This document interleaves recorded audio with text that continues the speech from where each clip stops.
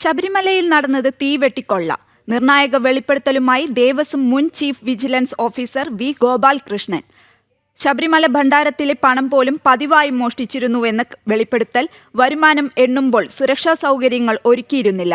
ഭണ്ഡാര വരുമാനം ദേവസ്വം ബോർഡ് ആസ്ഥാനത്ത് എത്തിച്ച് വീതം വെക്കുകയായിരുന്നു പതിവെന്നും ജനം ടിവിയുടെ എഡിറ്റേഴ്സ് ചോയ്സിൽ ഗോപാൽകൃഷ്ണൻ വെളിപ്പെടുത്തി. കാണിക്ക വരുമാനം രജിസ്റ്ററിൽ ചേർത്തിരുന്നില്ല എന്നും അദ്ദേഹം കൂട്ടിച്ചേർത്തു. ഇവർ തമ്മിൽ അങ്ങോട്ടും ഇങ്ങോട്ടും അഡ്ജസ്റ്റ്മെൻറ്റാണ്. ഞാൻ 2 ഭരണകാലത്ത് ഞാൻ അവിടെ ഇരുന്നു. ഇവർ തീവട്ടിക്കൊള്ളയാണ്.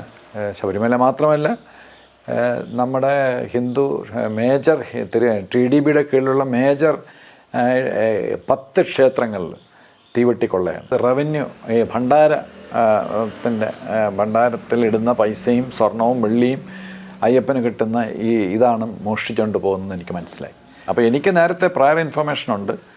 ഇവന്മാർ ദിവസം 20 ലക്ഷം 25 ലക്ഷം 15 ലക്ഷം കെട്ടായിട്ട് ധനലക്ഷ്മി ബാങ്കുകാരുടെ ഉന്തുവണ്ടി ഇത് കളക്ട് ചെയ്യാൻ വരും, ഈ റവന്യൂ. അതിനകത്ത് ഇട്ടിട്ട് ഇത് ട്രിവാൻഡ്രത്ത് ട്രാവൻകൂർ ദേവസ്വം ബോർഡിൽ കൊടുക്കും. അത് അവരെ ഏൽപ്പിക്കും. അത് ഇവിടെ TDB ഹെഡ് ക്വാർട്ടേഴ്സിലെത്തിക്കും. അത് നമ്മുടെ TDB എനിക്ക് ആർക്കൊക്കെ അറിഞ്ഞുകൂടാ, അത് വീതം വെച്ച് പോകും. ഒരു ദിവസം ആവറേജ് 15 ലക്ഷം. പിന്നെ ഈ ശബരിമലയിൽ കാണിക്കയായിട്ട് കിട്ടുന്നില്ല. അതൊക്കെ രജിസ്റ്ററിൽ ചേർക്കണം, അങ്ങനെ ചെയ്യണം, ഇങ്ങനെ ചെയ്യണം, ഒന്നുമില്ല. അന്ന് ക്യാമറ സിസ്റ്റമൊക്കെ ഉണ്ട്.